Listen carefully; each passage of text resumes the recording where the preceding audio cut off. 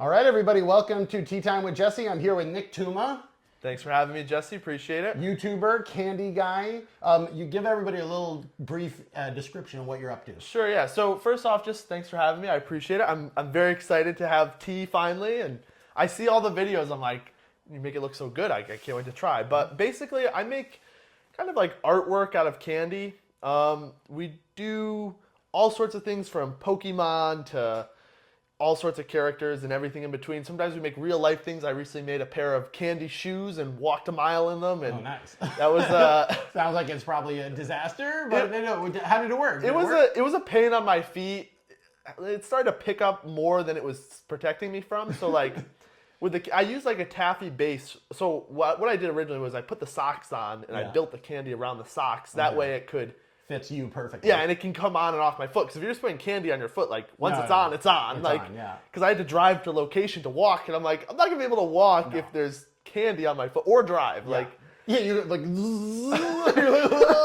trying to stop and brake. Like, cut to talking to the police officer. It's like, in hindsight, we should have seen that coming. Yeah, right. It's like go to hit the brake and just I can't stop. They're like, legally you had to be wearing shoes. And you're like, I was wearing shoes. Is it? Do you legally have to wear shoes to drive? I think so. But anyway, we don't know. Don't listen to our legal advice about driving. Listen to I us. may or may not have driven without shoes a few times. Oh, well, maybe not. Don't do it. It's on the internet. Oh, no. Dude, I'm safe. Dude. Don't. I got. You're fine. He's fine. He's lying. It's more of a character he's playing. Anyway, let's get into it. We're going to talk about YouTube, making candy, art, all sorts of fun stuff. For me, it's just like fun to be able to hang out with more YouTubers, especially as now the internet has really become more of a thing. I used to do a lot of live performance back in China. Now I'm online. I'm still getting into the community, so thank you so much. I always love having conversations with other creators because it's like we all do the same job. It's interesting. It's like a little bit the same, a little bit different. Yeah, but everybody's life is so different. Like we are literally the same job, but your day looks totally different from my day. Exactly. It's super interesting. First tea we're going to be drinking is this Chen Tea Sanbao Cha. This is it's called Three Treasures White Tea. And you can see here in the individual packet. I love the packaging. The red is so nice. Yeah, so this is there, take a look at that. Let's do a little smell test, huh? Smell that and you'll get the aged orange peel. Wow, so fragrant. Yeah, this is a traditional type of, the aged orange peel is called Chen Pi, which is, it technically means old skin, but that translation is bad. That doesn't sound like what I want to drink. Means peel, old means aged, but get some of that old skin. Yeah. I always love trying new things. And this rice stalk, by the way, if you want to steep it in the thing as well, you can. I'm going to put it on the side, but it's just a rice stalk that they use to wrap the thing. But look at that. Isn't that cool? That is super cool. You can see literally the orange peel holding it all together like a... There we go. So it's like a sushi roll I'm of tea. going to open it a little, and then we're going to start making our first steep of this. I found with this one, it really does benefit from a first wash steep. Yeah, make sure that's all in there. It does benefit from a first wash steep. So we're going to pour this one in first. Have a little bit of a wash. So this is going to be, what should I expect drinking? Like citrusy? So it's going to have more of the scent of the mandarin than like straight up citrus flavor, especially because everybody's used to like citrus blast. Like it's like all this artificial flavor in there. It's not as strong when it's coming in naturally, but you'll see the color of this darken and it gets more and more herbal, and then the scent is really nice. Ooh, wow, yeah. It almost, like, correct me if I'm wrong, it's kind of like hay almost. It smells a little bit like, I smell a little bit. There's a little bit of that, like, you know, hay, grassy, earthy sort of thing. But it's, once you mix it with the light, by the way, we have Big Puff. Big Puff. On so the pour it table. out on Big Puff, first pour. First steep on Big Puff. And you can smell the cup as well, get a little fragrance there. Yeah. So I like your tea set as well. It's very nice. Thank you. Yeah, these are the travel sets. So this is the one I take on the road with me. As you may notice, I'm not at my place. I'm actually at my parents' place in Boston. This is where the tea company started, like all at in this kitchen the ground during floor. COVID. As I was slowly going mad from not being able to perform Chinese comedy anymore. That's funny. What's your tea background? Are you a tea guy of any sort? Well, technically, I'm NickTGuy. Oh, okay. That's not because of tea. My last name is Touma, as you know, so that's just a letter T. But my experience with tea is like Arizona iced tea from the gas station. Like that's as deep as I get into it. Yeah. But I love trying new things, and this will be a little bit different. I actually did a video on like Arizona tea where I printed out a whole bunch of pieces of paper in the shape of Arizona and made them. And I'm like, that's the real stuff. That's funny. So yeah, here you go. Nice golden. Nice golden color. So for the tea, you're looking for, good color, but also clear. These little floating hairs are a sign that you have good white tea also. Oh, white tea. The white tea is named for the little white hairs. Oh, gotcha. Here you go. Cheers. Cheers, everybody. Whoop-a-doop. Put that down. Cheers. Very good, thanks. So you get that orange flavor in there, that sort of deeper. It's less like that front citrus and more or a deeper herbal note. Yeah, it's very refreshing, like very light but not mild, if that makes sense. Just try not to burn my tongue. Exactly, it's a little hot. I guess I'm like a super power. You are, because I'm like, I can down as much of this as I possible. took one little sip and I'm like, oh, my tongue is already like on the verge. I'm used to it by now, I suppose. But anyway, it's great to be able to have you over at the tea room and the traveling tea room that comes with me wherever I go. Yeah. So how did you get started doing YouTube? Because how many followers would you say you have now? I'm guessing it's more than when you started. On YouTube right now I have 1.2 million. Wow. So but I've been at it for, my YouTube journey has been kind of long and winding. Yeah, it was never like point A to point B. It's been like point B to C to D to E to F. Wow. Like I started off, growing up 15 years old, I loved YouTube. Loved watching YouTubers, all sorts of stuff. So me and my neighbors, we would make videos where we do like these like sports trick shot videos, like we'd like throw basketballs into hoops, like think Dude Perfect, right? Yep. But like 13 and 14-year-old kids. Dude Imperfect. Yeah. Well, we had some pretty good videos. Because my older brother would do all the editing and filming, and like he was really talented at that. So it's like we would really have like some. Looking back, they're like fun to watch, but nothing more than that. But like really good for like 13 and 15-year-olds. Yeah, exactly. The quality was fun, but it started with that, and then kind of fell in love with it from there. Of like, hey, like it's so fun to be on camera and make videos and show your personality that way. And then that was like 2015, 2016, 17, around there. And then I kind of took a break from it just because. Not just because like we were kind of getting older and all my neighbors weren't as much interested in it anymore. Yeah. So and I kind of branched off and did my own. How old is getting older? Like 17? Yeah, well, like we were getting older. It's a lot of responsibility. Yeah, right. Well, people were going to high school. You do have like work to do then. It wasn't even like that. It was just more like the interest changed. Like when we're younger, it's like we want to make Dude Perfect videos. But when you're like start to get into high school, my neighbors were like, well, it's kind of fun to do, but like. We were kind of aging out, but like it was still fun. Once you don't feel that rush from seeing the ball go through the hoop, it's time to hang it up. Yeah, right. And then from there, I went off and wanted to start my own NickTGuy. That's where it came from. And that was like 2018. And I was like, well, I'm going to do YouTube. I'm going to do it full time. And my parents were like, okay, if you can make money on it, do it full time, Nice. 40 subscribers, whatever, putting up videos. The 40s, that's more people than you can fit in a room. So that's true. So we were kind of going at that. But back then, even before you had the following, you were like, I want to do this. I'm not worried about the fact that I only have 40 followers right now. Like, this is what I want to do. It was very determined. It was like, I see other people doing this. I want to live that life and do that. Like, I'm just going to go until we get there. And here's kind of how the journey goes. It's 2019. Early 2019, I downloaded TikTok. And that kind of becomes our X factor of like, because I was putting up videos with like high effort and I'm getting like 50, 100 views maybe per upload. And then I put up a TikTok and it gets 600 views on one TikTok. I'm like, I'm like, 600 views. Are pretty crazy. I mean, I think people like underestimate this. Like a lot of times, even in LA, I live in LA, they're like professional entertainers there and they won't do TikTok. And I'm like, you sound like the people like when the television first came out that you're like, that'll never replace radio. Yeah, like, right. Dude, look at the numbers. Cars will never replace my horse. Exactly. But it's like, show me the numbers. Like, it's like you're making a conscious choice to stay off of the places where all the people are. So like, exactly. You better have a good reason for that. And I think a lot of it is honestly people are just scared of making videos and not having people not watch them. Yeah, I don't know. TikTok can be intimidating for multiple reasons. I think a lot of people just don't know how to tackle it because it's so random, people feel like, where it's like my views will either blow up or flop and then they don't know and it's overwhelming and I can see that.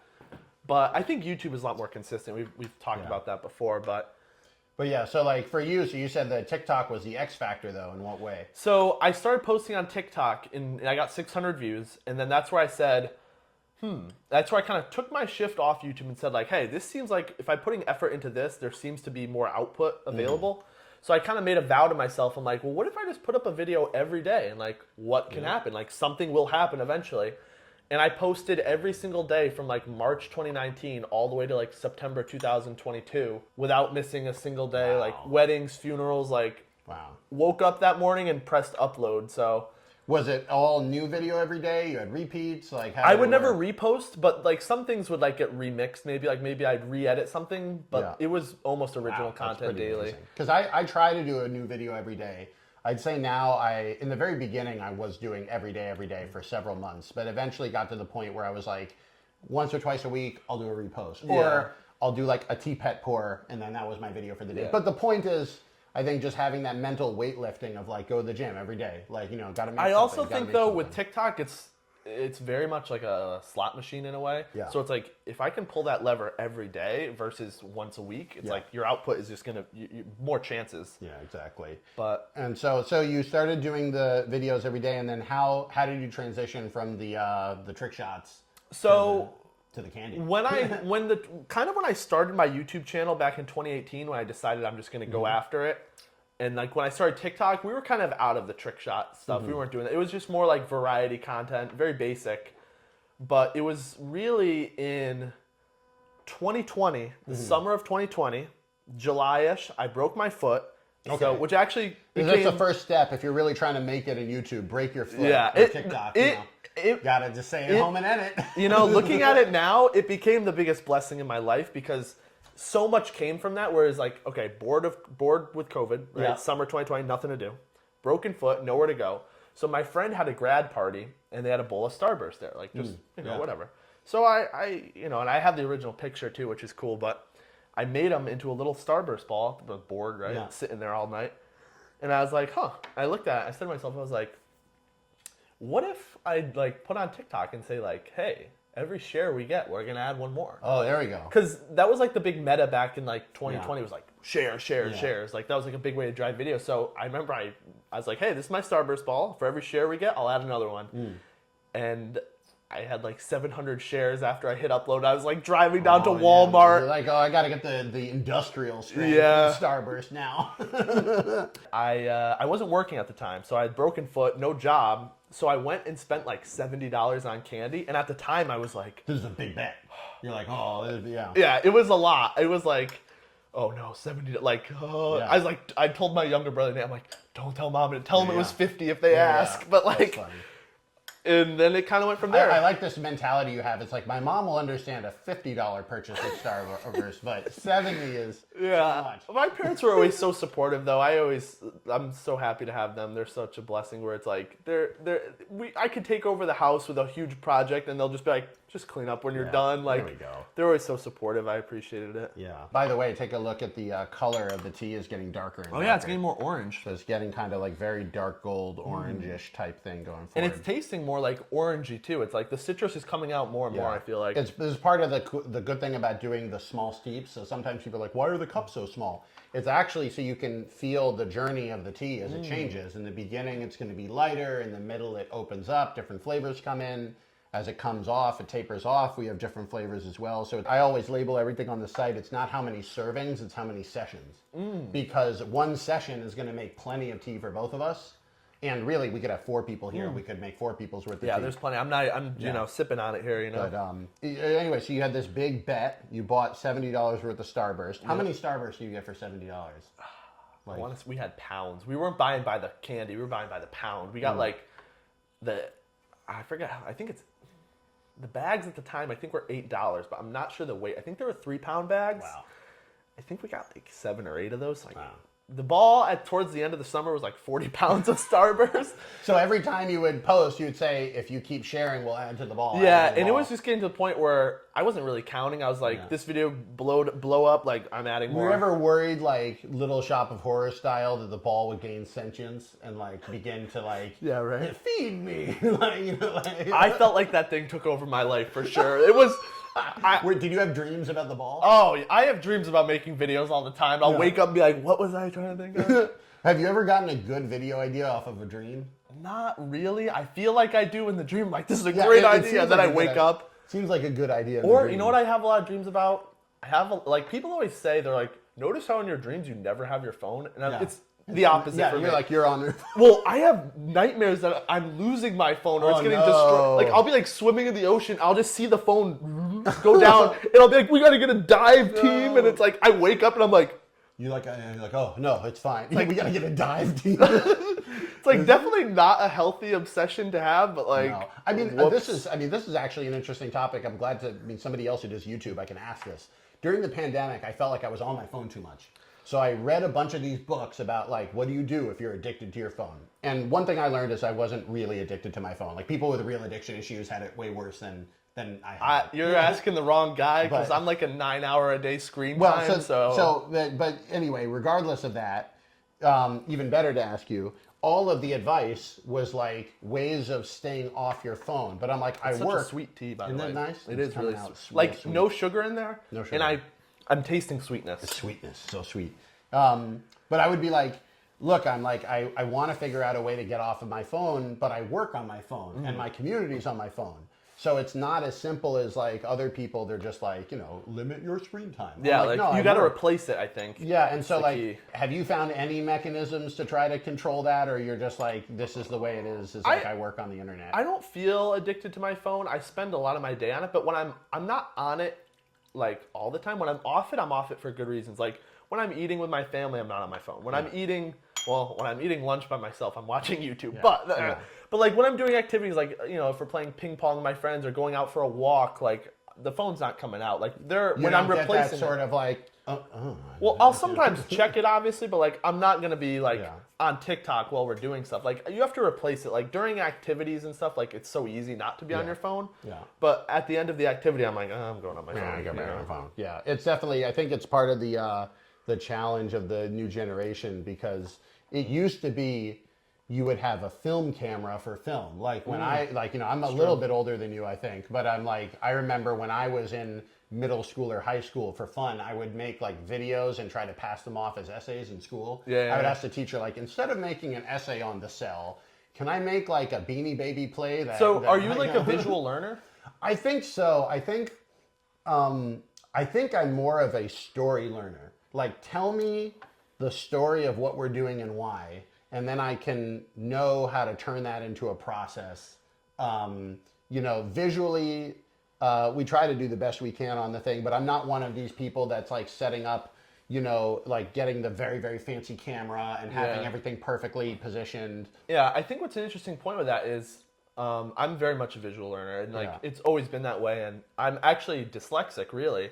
So it's not like hindering much. Like just when I was younger, it took me a little bit longer to read. But at this point, like I'm not a bad reader, but I just don't process my information through your words. idea of a good time is not to sit down and read 100 pages. Oh, no. It's just like, but if there's information to be processed, I receive information better through video. So like, if I'm like trying to set up a tutorial, I'm not looking at the manual. I'm looking up who on YouTube made this because that's what I'm going to go off of. And that's the thing now is like, I think one of it's not really even an innovation, but I think one of the things I did that made tea more accessible is just like people were already watching shorts. Why not make short videos about making tea? And like, are you going to get to like master level tea by watching shorts? Probably not. I feel like you explain it well enough where I could master it. That's good. I feel good about that because it's like, I think what I can do though, as I was saying, is give you the confidence to try it yourself, and then once you're willing to try it yourself, you say, oh, okay, I've seen him do it 10, 20, 30 times. I'm not going to be a total fool with the things, So I after watching a few videos, I'm like, I feel like I know what I could do here. Like, how did you find my account?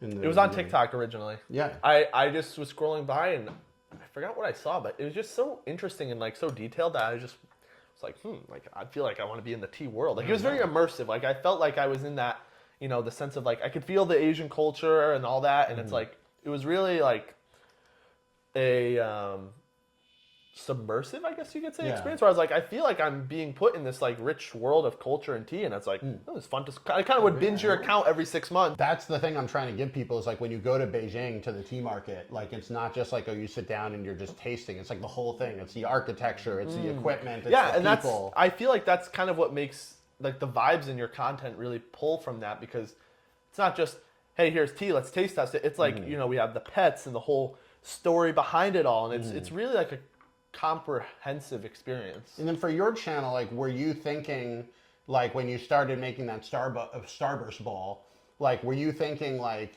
you know, I need to be more than just Starburst ball man at some point? There was a point where I was starting to think, because how it went was, okay, well, if a Starburst ball went viral, let's do a Skittle ball next, and a Tootsie Roll ball, and all this stuff. So the content naturally evolved itself, and it kind of went from making balls to like, oh, we could do other shapes, and then it's like, well, these shapes can become things, and now it's like, wait a minute, now I'm making like a full-on Pikachu out of candy, and I'm like, that looks pretty good. Like a sculptor. Yeah, I'm starting to get more into the art side of it.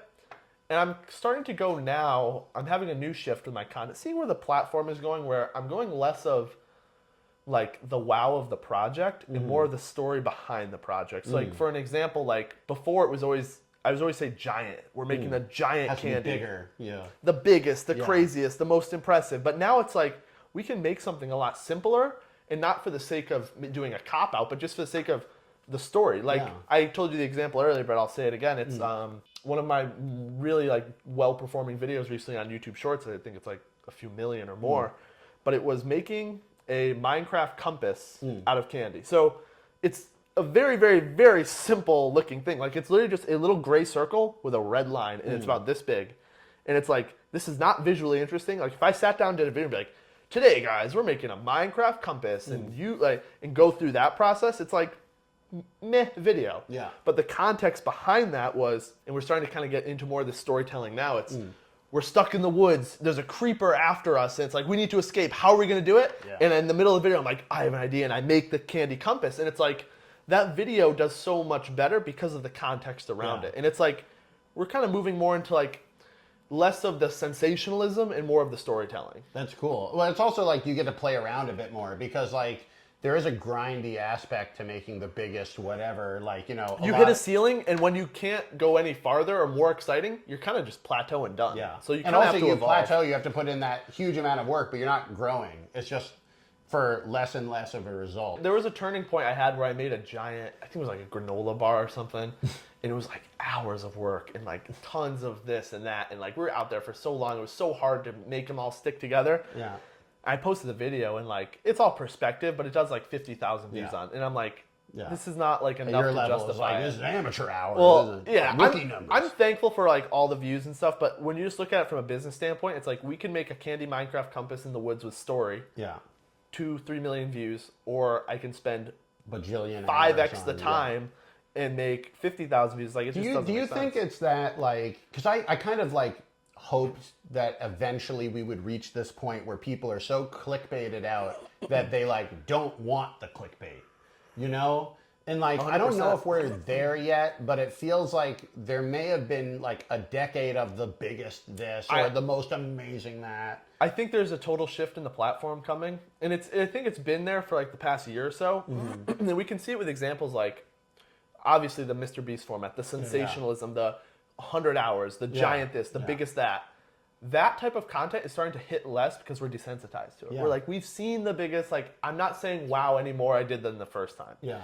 But I think now the shift is really like storytelling and getting connected with the characters, and not just the, wow, that's a stupid amount of money he spent in a crazy big thing. Yeah. Where it's like, but why? What's the purpose? You know what, weirdly enough, this is maybe going to sound like a little bit of a tangent, but I think it makes sense.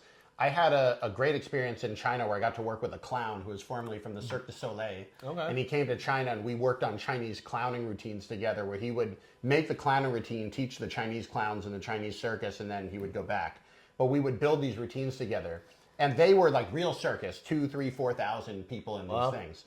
And the clown, I didn't think about this, but now it makes sense. The clown is kind of there in between the acts so that they can have all this fancy equipment moving around backstage. The clown just like eats 3 minutes of stage time. Distraction, and shouldn't use too much stuff to do it, because that's the whole point, is they're changing the rigs, they're hooking people up to wires, blah, blah, blah. And so he was like, when you have a big audience, your first reaction is to try to fill the room and be huge. But the truth is, nobody can fill that much room. That's a good point. And so he's like, what actually works is if you go really small. And now everybody's looking at every little thing that you do with the thing, and you get to, have that reaction there. Everybody's leaning in.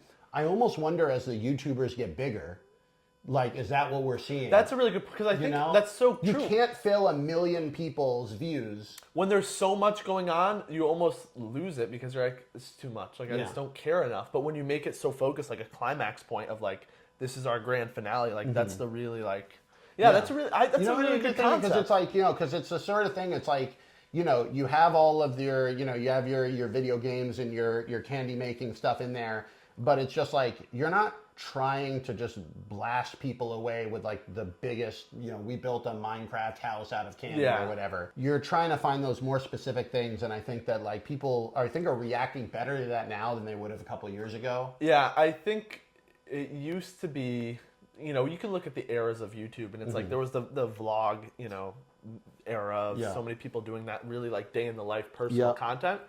But the day in the life personal content kind of faded away into the sensationalism. But I think we're kind of getting burnt out of caring about how big or how much. And now we want to see the people. We want to have that emotional connection. Like, as a viewer, you want to be on the journey with the creator. Like, that is the biggest part. I think that's the coolest part. And that's what I oftentimes, like, I know a lot of performers in LA and everything. And I think a lot of people are hesitant about the social media. Ironically, like there's kind of like the movie scene or the TV scene, and then there's the internet scene. And they don't actually interact as much as you might think. And I think part of the reason is because even the people in the old days who used to deal with the problems of celebrity, like, oh, people know what's going on in my life, they kind of figured out a way that they can live a public life and a private life. Yeah. But as a YouTuber or as a social media person, like, I'll go on a trip to Taiwan. People know I'm in Taiwan. It's part of the story. And so on one hand, it's the good and the bad is it's incredibly immersive.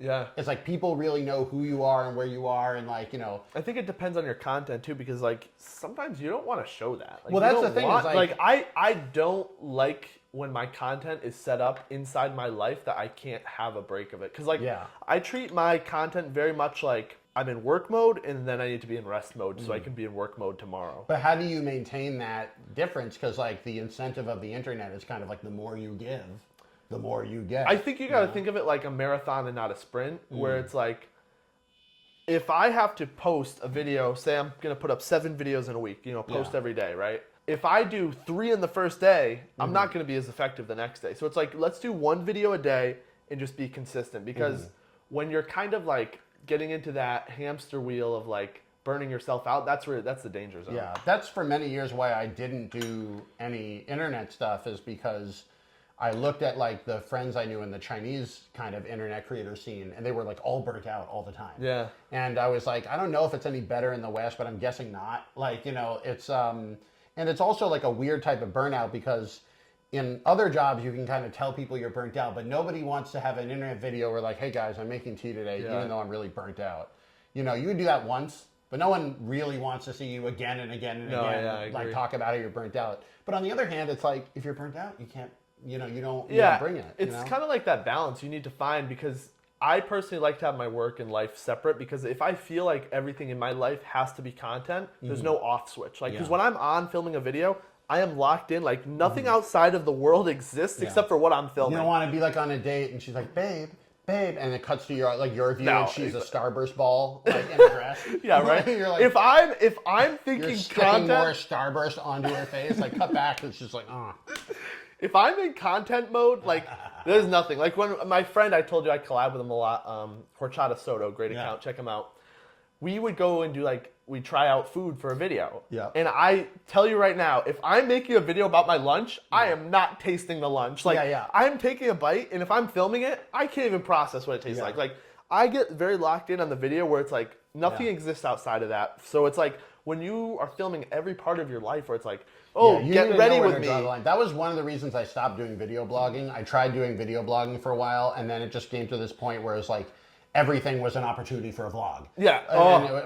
But then like you shoot all this stuff, and then the reality is you don't even have the time to edit it. So you just shot it. Yeah, think of it like, get ready with me, then have lunch with me. It's like, if I can never turn myself off, it's like, it's too much. You got to have that. You gotta have that. I'm gonna focus in, lock in for like the 2 hours of filming. Yeah. And then shut my brain off so I can have like, I think of it like productive energy and restorative energy. If I'm being productive with my energy, then I need to have time to be restorative and restore my, because it's like, you can only pour from so much. You can't pour from an empty cup. Yeah. Tea reference. Yeah. Can't pour from an empty cup. Yeah. But it's like, if you are doing something so productive, you need some restorative time, because it's like, if I'm not being restorative, then I'm not going to be able to be productive tomorrow. You know what I mean? Like, you have to balance it. So yeah, so I think that's the sort of balance, and then finding out, how do you balance chasing the types of projects that you want to do with the types of projects you think are going to like work on the internet? That's a really good question. I feel like I kind of shape my content around what's working, because the biggest, I feel like the biggest rush for me, what I really love about social media, is seeing the audience results. Like, when people are commenting and getting involved with it, like, that's what really gets me excited to keep going. Yeah. So if I'm just creating stuff that's not being viewed, it's a lot less encouraging, and I have less energy to create than when it's a good time. But like, it's all within balance, because like, sometimes, like, if you want to make a video how you want to make it how you want to make it. Like, your kind of like your gift of creativity is how you perceive things. So it's like, you don't want to compromise that. Yeah. But on the flip side, it's like, if you're putting out videos that aren't getting views, you're kind of wasting your time. I kind of think it's like as if you were like an artist and you have 20 pieces on display in a museum. Okay, so like 10 of those you want to make stuff that you think is going to be like good for everybody and might actually sell. 5 of them, maybe it's a little bit quirky, and maybe 5 of them you want to try new stuff. Like, you don't know if people will like it, because you want to. The other thing is, the best ideas are always one of those videos that you didn't know if it would work, and then you try it, and then you're like, oh, that actually works. Like that, like I was talking about the Minecraft video, to go back to that story-based concept was so kind of like foreign to me. Like, I'd never done videos where it's like, we do like amateur acting of like, where I'm like, oh no, like, it's like a silly clip, but it really just, it's the quickest and easiest way to convey conflict. You know what I mean? So it's like, following the platform a little bit will kind of stretch you and mold you in a way, because you have to constantly evolve. Like, if I'm making today a Starburst ball video, I'm like, all right, guys, the more likes we get, the more I'm going to add. Like, there might be some market for it, but it's not going to have the same result as changing with time and kind of being like fluid through the process. And like, I think your creativity, it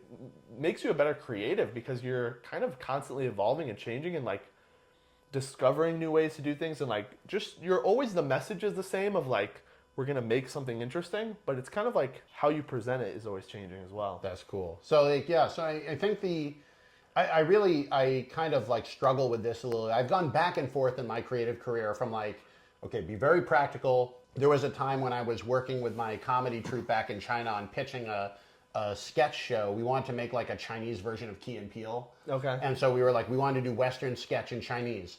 And we went and had meetings with Tencent and all the big platforms, and media in China is a mess, because they like, the platforms have this huge power, because like, as a regular person, you can't really just put it on TV. You have to have an approved party be able to help you. And the internet companies are actually very creative. They're not like trying to be like boring or anything, but they also like know they have the power. Yeah. They know you need them. Yeah. And so they gave us like horrible terms, and we were like, is it worth doing a sketch show if 3 out of every 10 sketches are straight up ads, and like, and the 7 out of 10 sketches, they're like, you need whatever to be making it on these themes, because we have data. I think a side note to quickly add to that is how I think the corporate side of stuff kills video reach. Because when brands reach out and you're doing a brand deal and they're like, read this script, it's like, the best person to reach my audience is me. Yeah, they're like, they're like, part of why you're hiring me is to let me do it my way, right? And it's obviously it's the corporate thing. It's like, if they were able to do this, then they wouldn't need you, but they can't, and so they do. But then they can't even do that.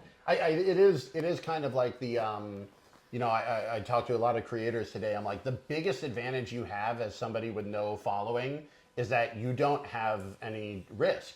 Yeah. What's the worst if you try a video and no one watches it, no one watched it. Yeah. The hardest part is when like the pressure's on in a way, because like, when you have to like say to a brand like, hey, pay me X amount of money because we're gonna get you views, and you put that video up and you're like, please, like, you don't know how much views it's gonna get. So that's it's out of your control in a way. So I was at this. I go back and forth from like, okay, well, the Tencent wants this and the show needs that, and they have numbers and blah blah blah, and then I go sometimes all the other way to say like, I don't even want to be involved in the industry, especially in China. There's like all sorts of problems with the industry, and I'm like, I don't want to be involved with that. I came here to make people laugh. I'm going to go and make people laugh and film that.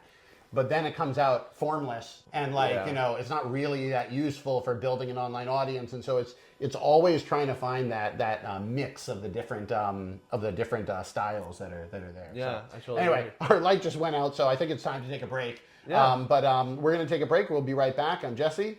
I'm Nick. And we'll be right back. Hey, everybody. Jesse here, just checking in the middle of the podcast. Just hoping you guys are enjoying it, and thank you again for listening. If you guys would like a discount on an order in the future, you can use the code NICK10, that is NICK10, to be able to get 10% off what you guys are, whatever you want. What do you want? We got it. All right, back to the show.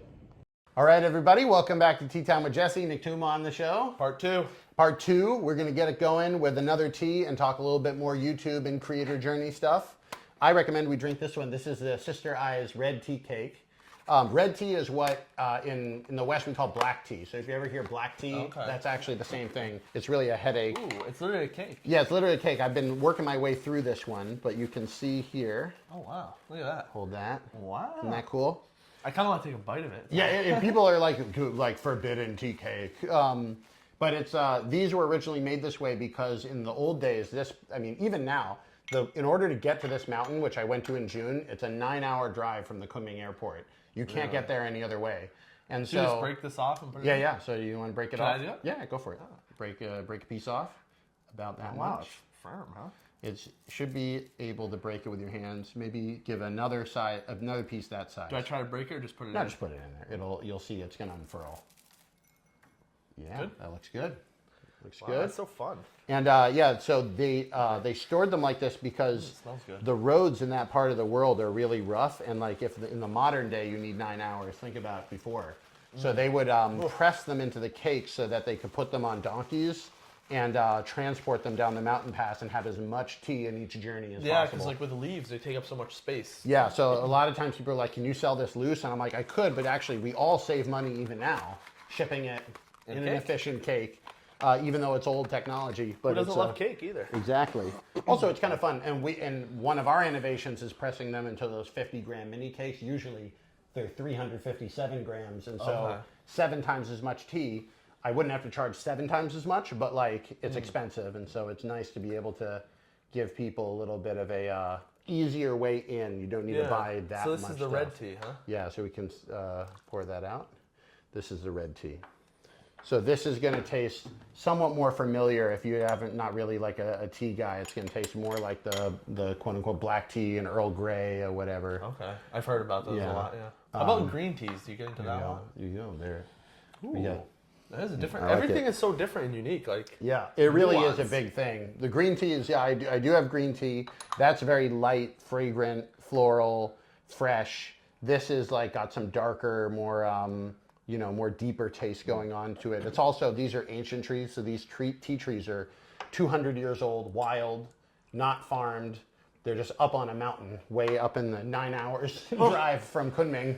And crazy. Kunming isn't exactly in the middle of everywhere. Kunming is pretty far out there to begin with, so it's look at it, and it's already opening up. yeah, now. so it's already open. You know, a lot of times people see the cake and they're like, oh, it must be very different. No, it's just loose leaf. It's just pressed a different way.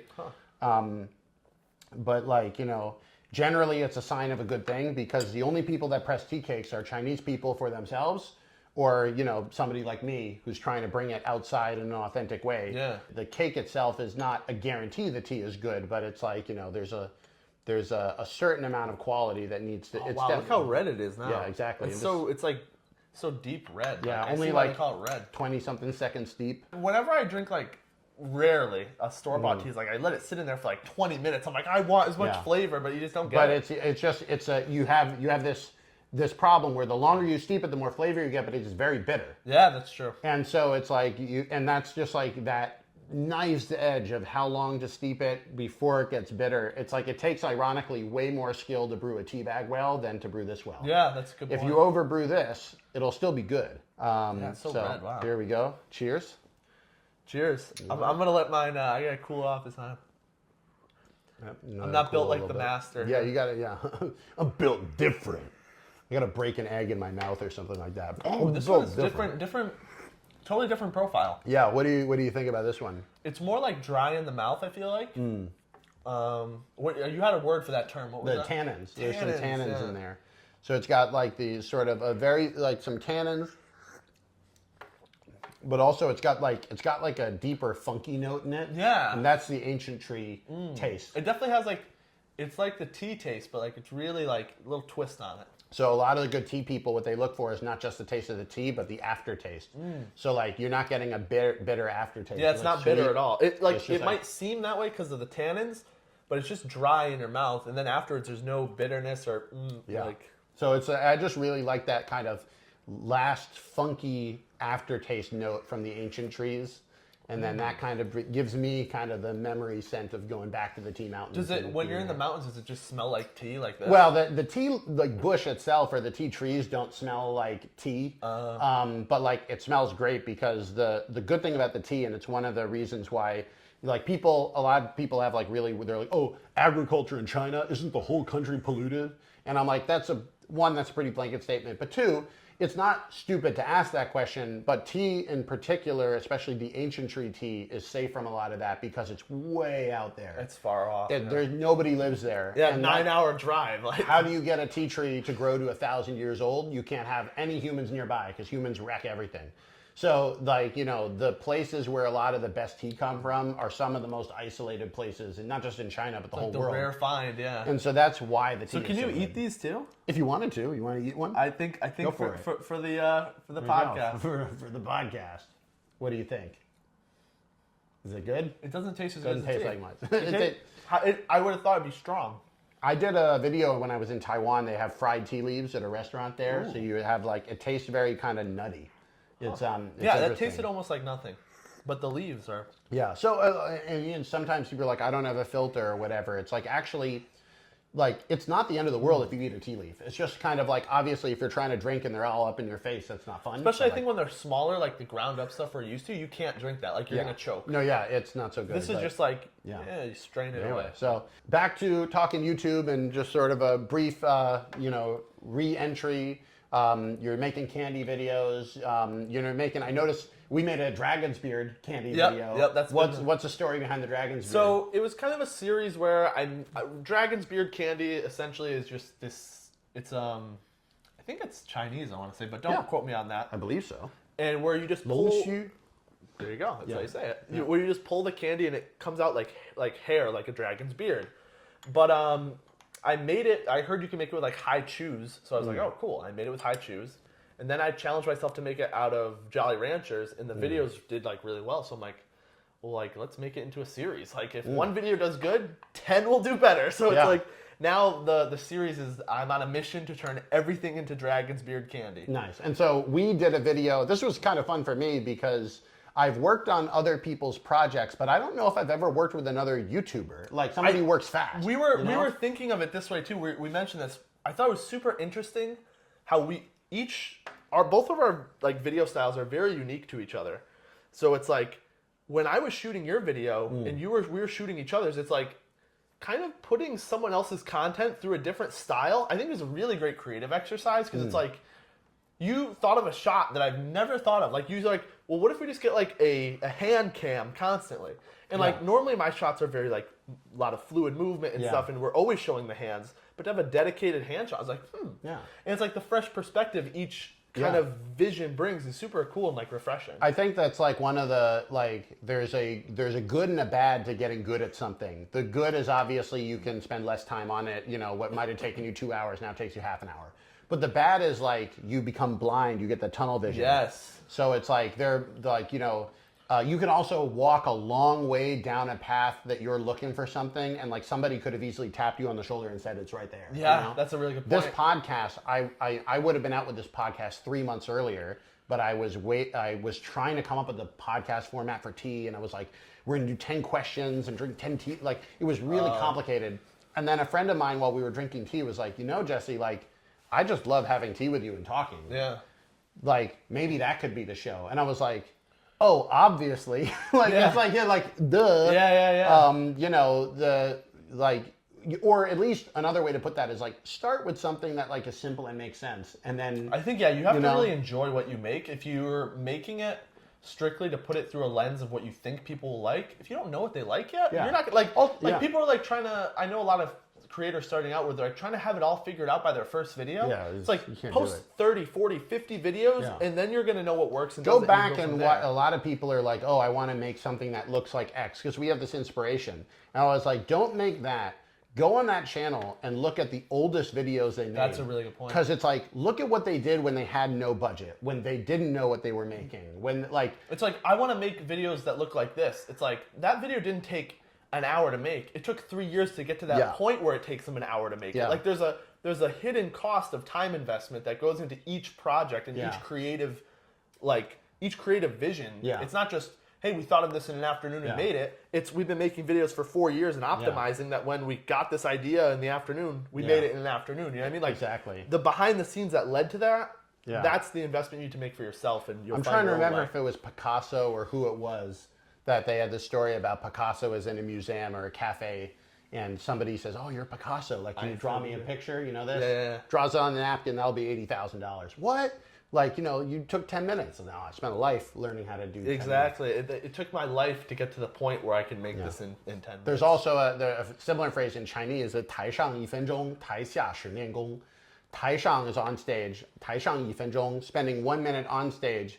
台下10年功 is 10 years of work backstage. That's a good point. So it's like, you get to spend that 1 minute on stage, but you got to put in the work backstage. Yeah, no, I think it's true. And- I think it's like, you look and it's like, oh, wow, like, especially just to speak to my situation, it's like, oh, the past 3 months have been like great YouTube views and stuff like that. It's like, how do you do it? And it's like, well, one, it's like, it wasn't just 3 months and we just started now and we're getting it. I've been, since 2019 have been on this short form creative journey. And it's like, it's been 4 or 5 years in the making to get to the point we are now. Yeah.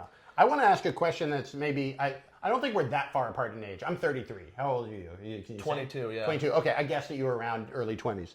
So it's only 10 years.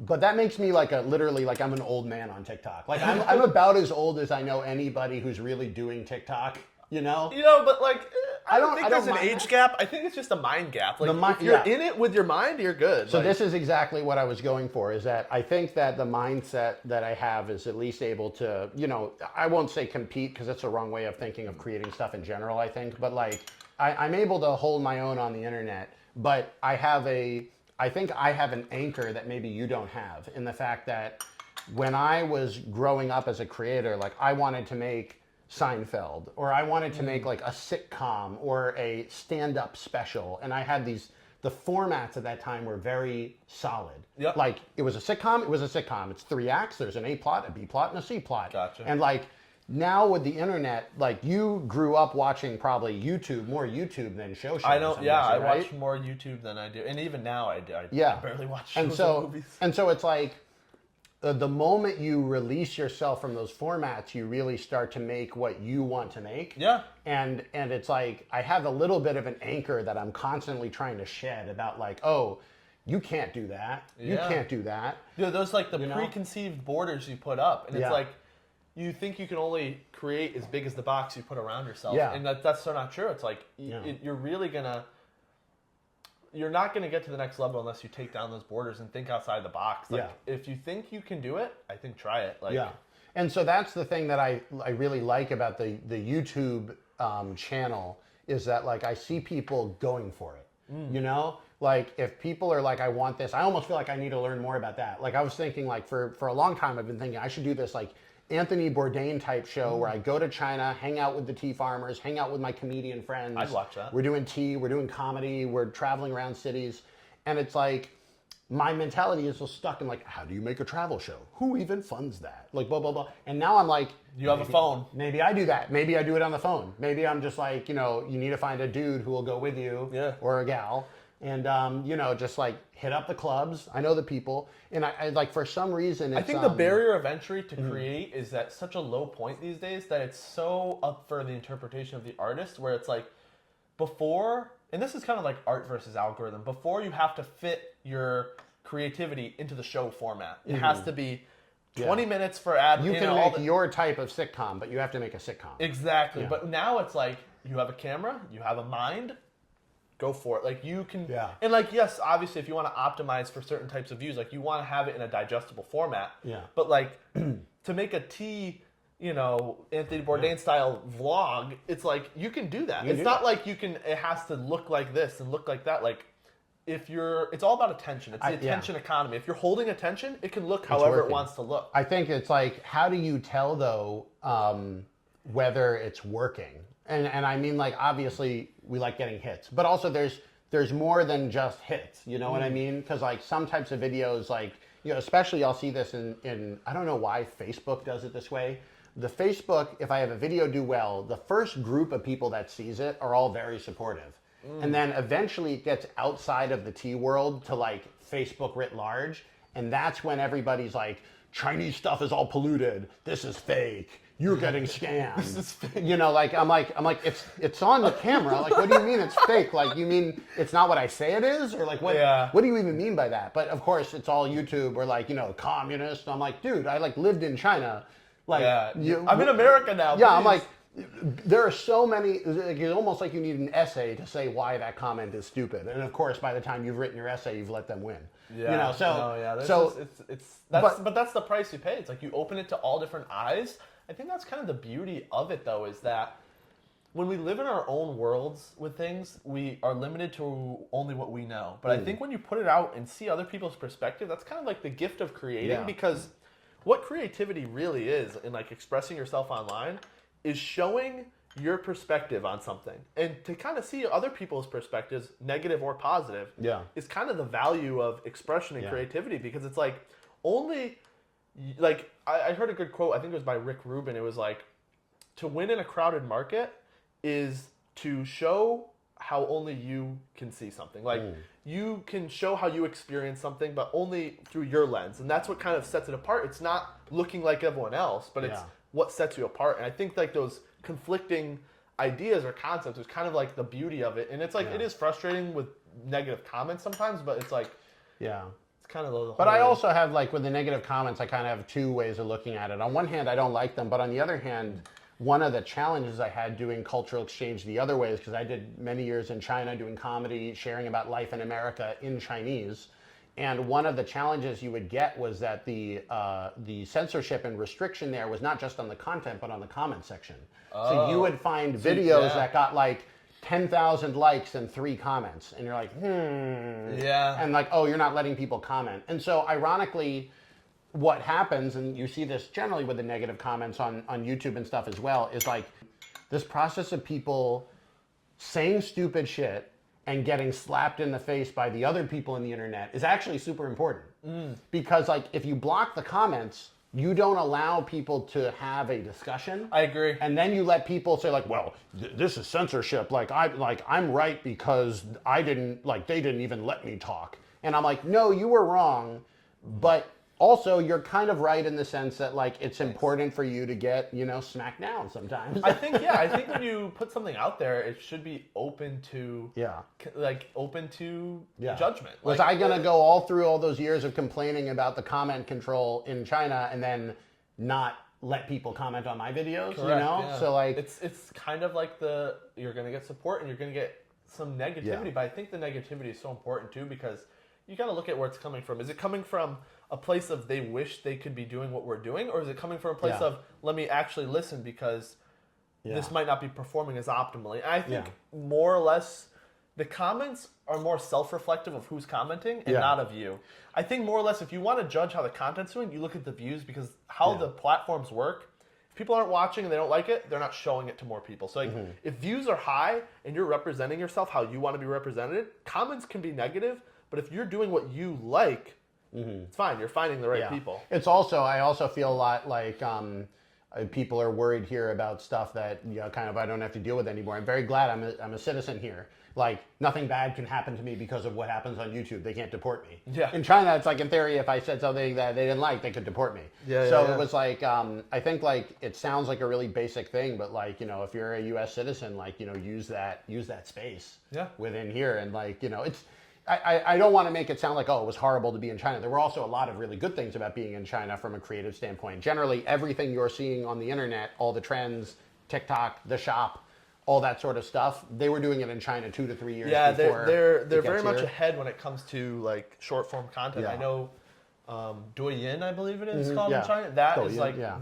their version of TikTok. Yeah. And it's everyone's like, whatever they're doing on there, we will be doing in 2 years. And it's like the shop thing became like a big feature. And Yeah, stuff. it's also like I think that I saw people there like that kind of solved the whole short. Like in the beginning, the bash on short media was it means nothing because like you have to do a little dance and then it's over. Yeah. And then I saw people doing stuff there that was much more than that. Yeah.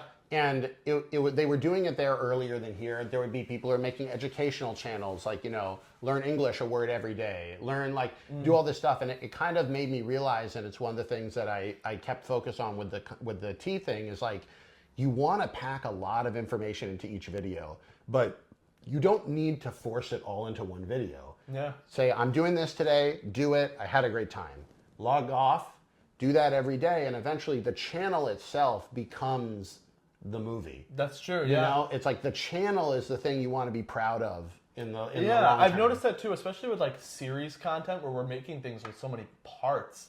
The stories that build upon each other are the ones that do well because people can go back and see the whole thing. Like, I don't have to squeeze a whole storyline into a 20-second short, but I can make 5 of them and one get more views, obviously, because it's spread out. But also it becomes an ever-arching story, and people feel like they're becoming part of this whole message. Like, I did a video recently where they'll see it by the time it comes out.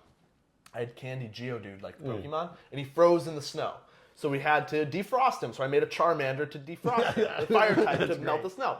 But then the problem at the very end was instead of using Flamethrower to defrost him, Charmander actually used a fighting type move and cracked him in half. Oh my god. So that video ends on a cliffhanger, and now I get another video out of it. That's where funny. now, okay, next episode, we just filmed this. It came out today, I actually think.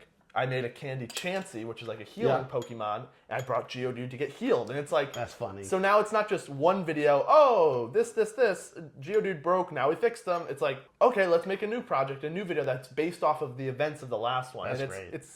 It's also, too, as far as like format goes with like hook and stuff, it does very well for shorts because we're kind of riding off of the grand finale of the last episode and putting it in the beginning. So like if you think of shorts in like a visual format, you have your hook and then like your grand finale. And then you can hit them last time on Dragon Ball Z. Yeah. So like if our grand finale is the most important part, if we're putting that as our hook from the last episode, they're getting like a bookend of like you're keeping retention that way because you're hooking them with the last grand finale, which is the most exciting part. And then they want to stay because after seeing that, they're like, if this was that cool, I want to see what's coming at the end of this. And it's like you're kind of keeping them in that hook and finale kind of bookends, and it works really well. I want to ask you about the actual making of the stuff.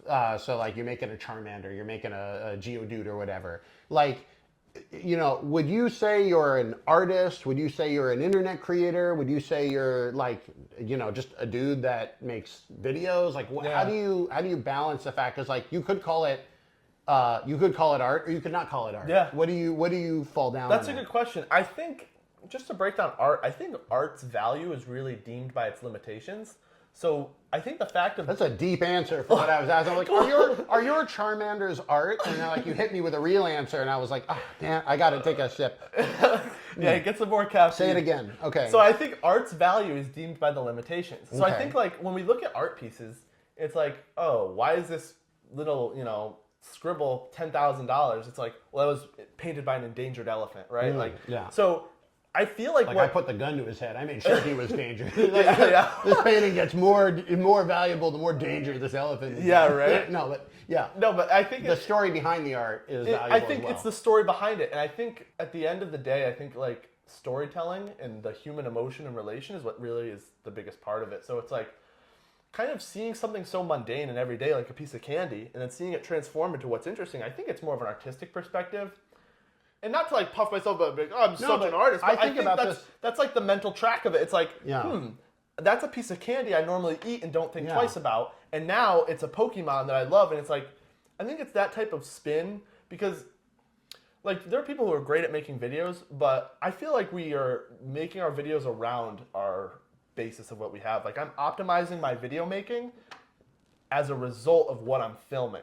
I'm not making video first. I'm saying, well, what are we filming and how do we document that in a way that is relatable. The video, you know. it's less like in a film where you're picking the lens, you're picking the grain, you're picking the lighting to make the filming, the technique of it itself be part of the art, as opposed to like you're shooting on the iPhone, you're like, how do I tell the story? How do I get from 1, 2, 3, 4? Yeah. It can't be blurry, but like that's if it why I goes film in an and iPhone out, because yeah. it takes.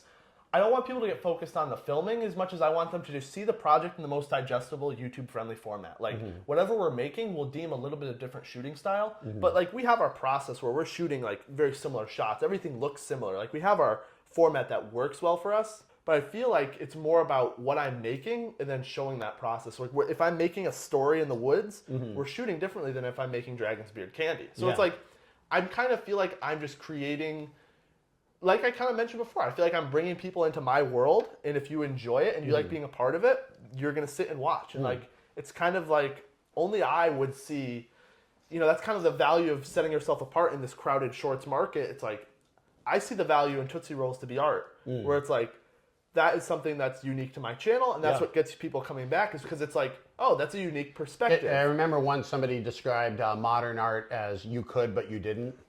Like, you know, I could have drawn that, yeah, but you didn't. That's a really good point. And I think there's also we're getting to the point where like the making of the art takes some technique, but it's not unlearnable. I think you'll get better at it, because like to judge the value of it based on the skill level, there's just it's about what you feel from it. But the thing is, it's like, it's about what you feel from it, and it's about the fact it's like, you know, I spent my day today making you this tea video. You know it because it's different. I could cheat it and use the same tea baking footage every day, and it would save me a lot of time, but I don't do that because the value of the art is the fact that I'm actually talking to you. Yeah, and I think it's your unique perspective, whereas when I look at this, I'm just thinking like, okay, is it going to taste good when I drink it? But when you're doing it, and what makes your video so unique, and that kind of like your gift of creativity is the culture behind it, like the feelings, the sounds, the smells, like... All that extra is what only you see, but when you talk about it, you bring the viewer into that world that how you perceive it. Like, I perceive this object, you know, a picture's worth 1,000 words. Like, when I see this tea table, I'm like, I wonder, I hope it tastes good. Yeah. I hope it's refreshing. But when you see it, you're like, years of culture and where, you know, the leaves came from I like 9 hours away. Like, that's your unique perspective, and when you share that, it gives it value. From. But like, I think that's part of it. And also the line of like, what's kind of like, you know, art and what's like a commodity is very difficult to tell nowadays. Like, for instance, we have like, these are white porcelain. Is that art? You could have that on display in your home if you wanted to. Yeah.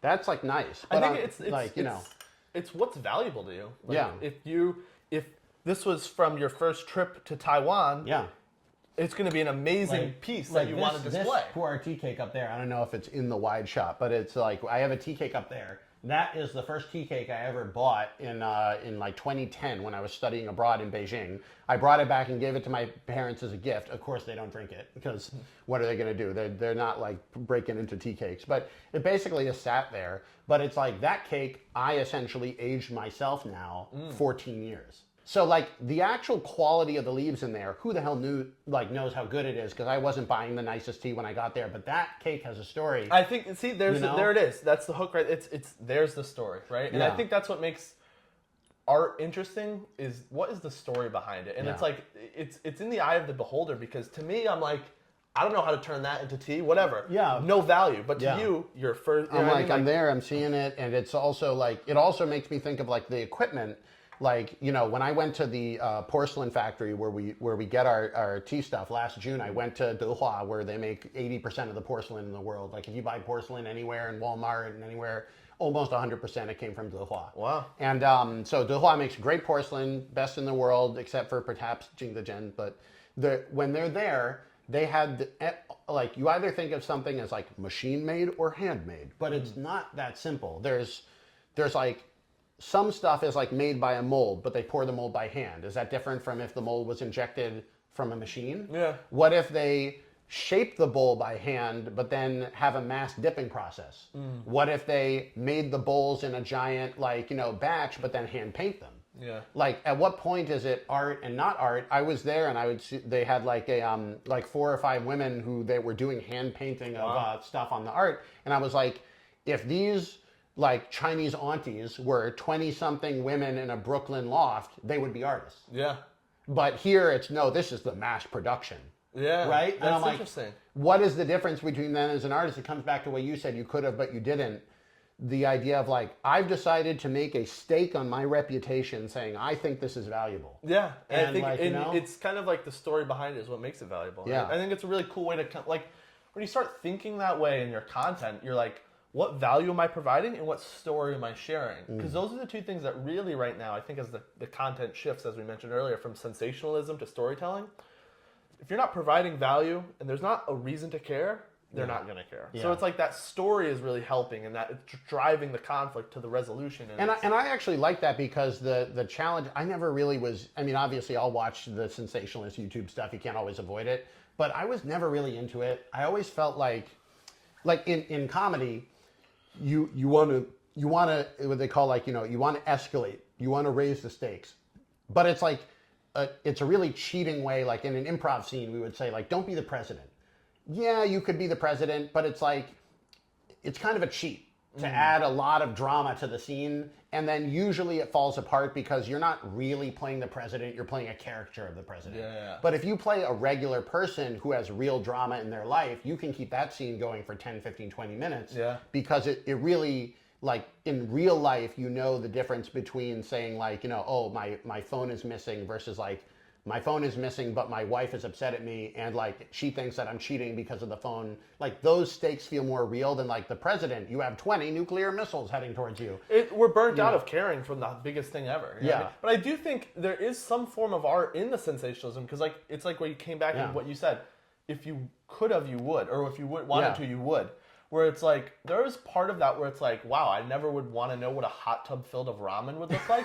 But like, I could, like, now I know. I wouldn't do that with my life, but I will watch somebody else do it for 5 minutes. But I think it's more now, like, I think there needs to be that human emotion to it and that relatability, I think is what's kind of biggest now. But. Yeah, because I feel like I think that like one of the things that some trends I really feel like they're coming, like especially being in the Chinese social media world too, I see the trends coming from there before here. But one trend I see here that I really hope will go there is like people are starting to realize like these creators are not just like free content that's online. It's like these people are all kind of individual artists. And we need to support them in the same way you would support a potter or a sculptor or a musician. It's like you don't get free internet content forever for nothing. Yeah. Like, you know, and so I think this is part of, you know, I'm trying to experiment with like, you know, we're selling the tea. And I feel like it actually works because I really feel for the first time like, if I make good tea videos, we'll sell some tea. If we sell some tea, I have a bigger budget to make better tea videos. Yeah. I make better tea videos, hopefully we'll sell more tea.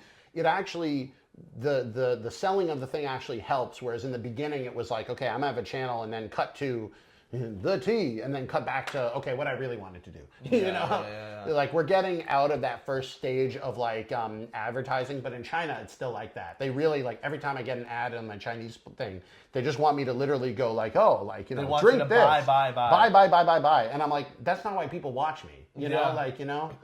I think there is a balance to selling on your videos because it's about, you know, reaching a mass audience. In the moment you sell too hard, you lose the audience. So it's like there's that tightrope you have to walk of. We need to have a good natural fitting product, which I think you do really, really well, is people who are interested in tea are going to buy it because you're just showing it. You're not saying and shoving it down their throat, you must buy this. Because that's the point where you lose people. Then you'll have no audience. Yeah. And then also it's like, there is a truth to this, and I'm like completely truthful. If I wasn't making this video, my idea of a good time would still be to be drinking tea and talking with people about making stuff. Yeah, you know? I think that's super true. Is like when you're making what's true to yourself, I think it's easier to keep going and making things. So how do you kind of like push through? If you said like there was a period after you did so many trick shots, you kind of burnt out a little bit, or like you're like done with YouTube for now. How do you stop yourself from burning out? So that's a good question. So like I mentioned earlier, I was posting daily from like early 2019 all the way up to September 22.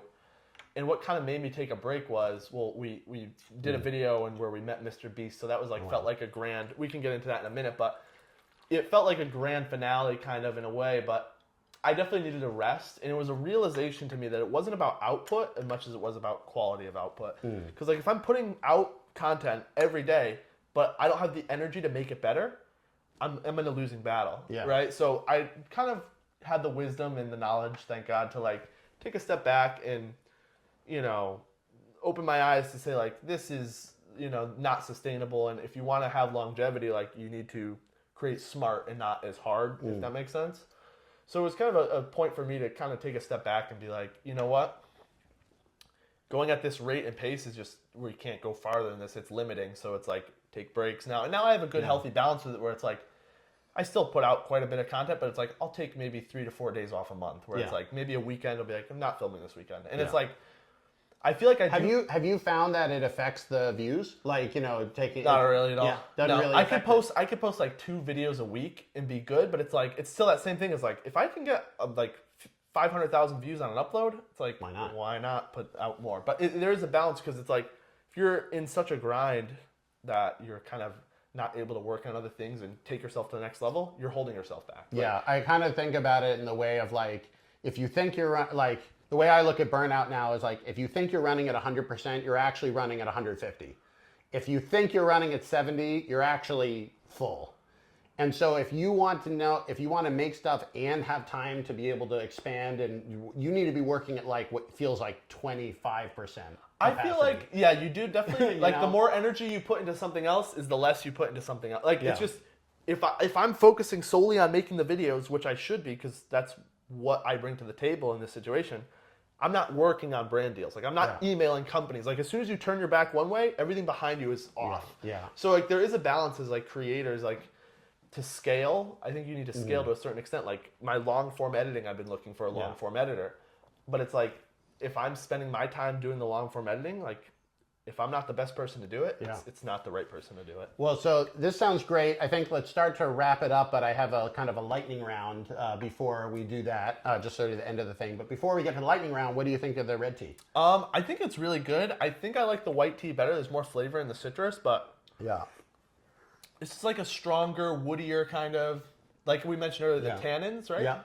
It kind of made it like a drier taste, but no bitterness at all, like aftertaste. It's good. It's a fun one. And then the tea cake is neat too. Yeah, it's fun to break it up. Give people a little tea cake. So the fun of the tea cakes is because a lot of people want to age the tea cakes, but they also want to not open the tea cakes if they're aging them. So the 50-gram cake is cool because you can get 2 of them. You can be drinking one of them now and aging the other one. So what's the advantage of like aging it? So certain types of tea, red tea will do okay, but especially pu'er and white tea, it oxidizes over time, and so it gets deeper, darker, funkier.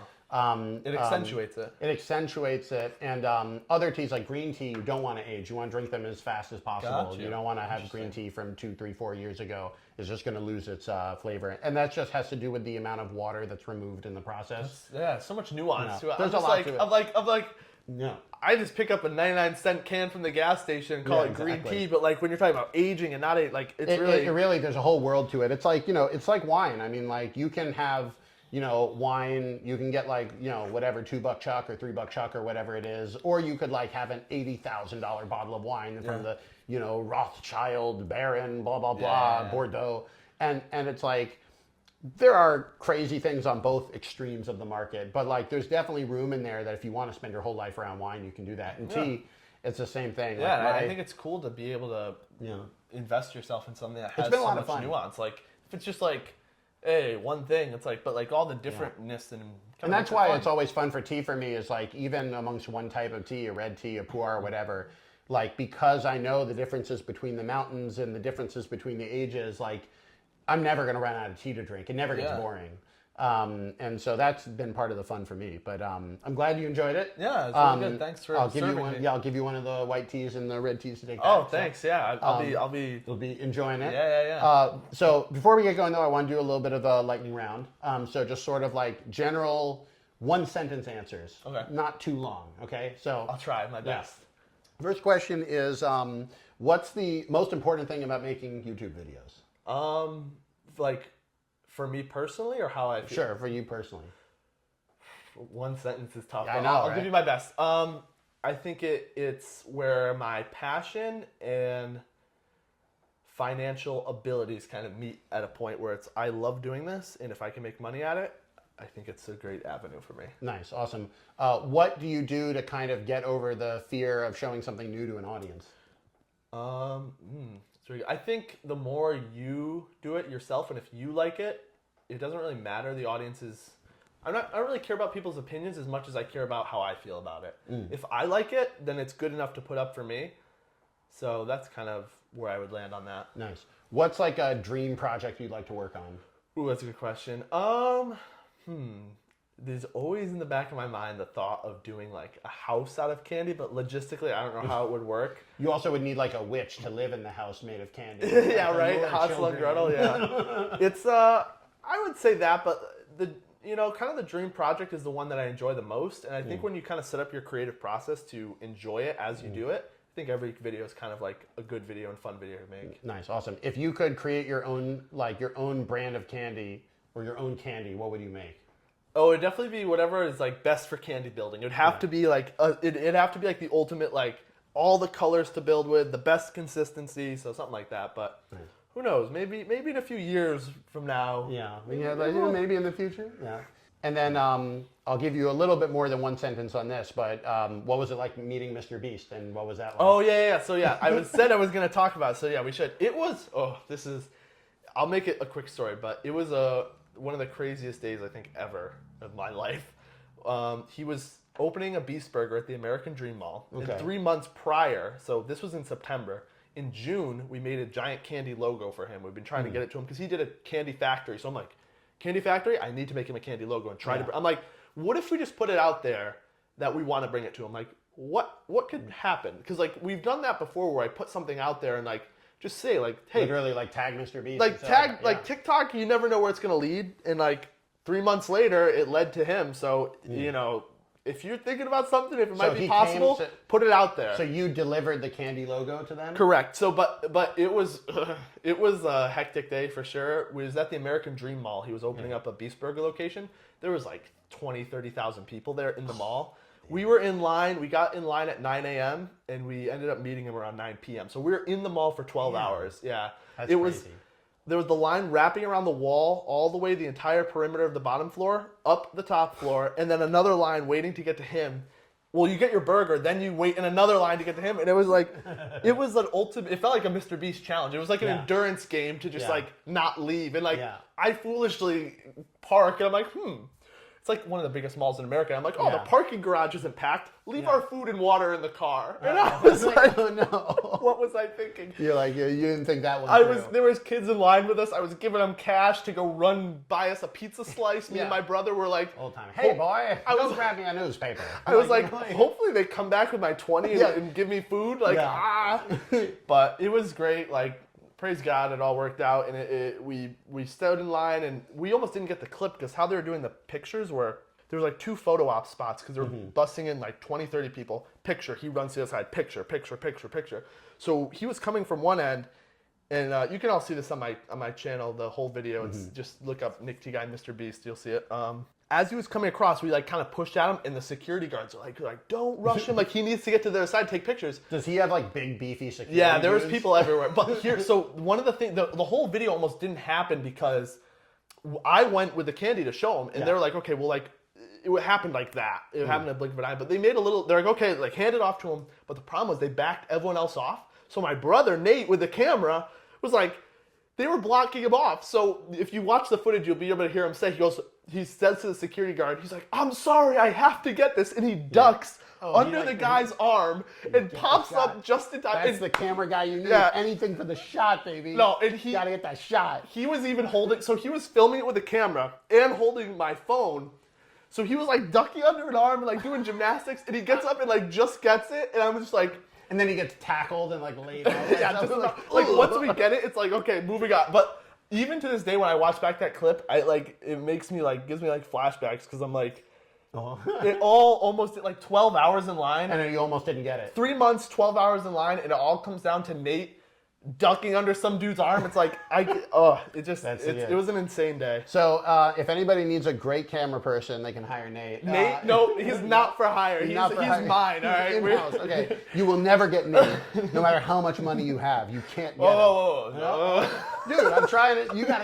You gotta pick a side here. Well, don't bribe them. They're gonna throw money. Okay. Nate is well taken care of. He's doing very good. Thank you so much for coming. I hope you enjoyed the tea. I did. I had a great time, Jesse. Appreciate Thanks you for driving having up to Boston. For those of you who are watching for the first time, just a reminder, all the teas, the tea pets, the tea equipment, this is all on my site. The best way to support the channel is by getting really good tea, and this is, I really think it's a win-win. It is really, really good tea. And if you have enjoyed this episode on video, don't forget that we have the full episode on Apple Podcasts, Spotify. It's called Tea Time with Jesse. There's also the full audio episodes are going to be uploaded to YouTube now. They have the RSS feed, so they're all going to be on there as audio. And just really, if anybody has any ideas for types of guests or questions that I should be asking my guests, put that in the comments as well. In the meantime, I think we're good for now. Yeah, so thank you so much again for having me. It was Appreciate awesome. it. Go check out his channel. How can they find you? It's at NickTGuy on all platforms. Great. And if you look close enough, you'll eventually be able to find the video of us making Oolong Dragon Beard's candy. Yep. So Dragon's Beard is called Dragon's Beard. Oolong actually translates as dark dragon. So we're turning a dragon into Dragon's Beard candy is what we did. So it was a fun afternoon. Thanks again, and I'll see you guys around. Yeah. Peace out. Bye-bye.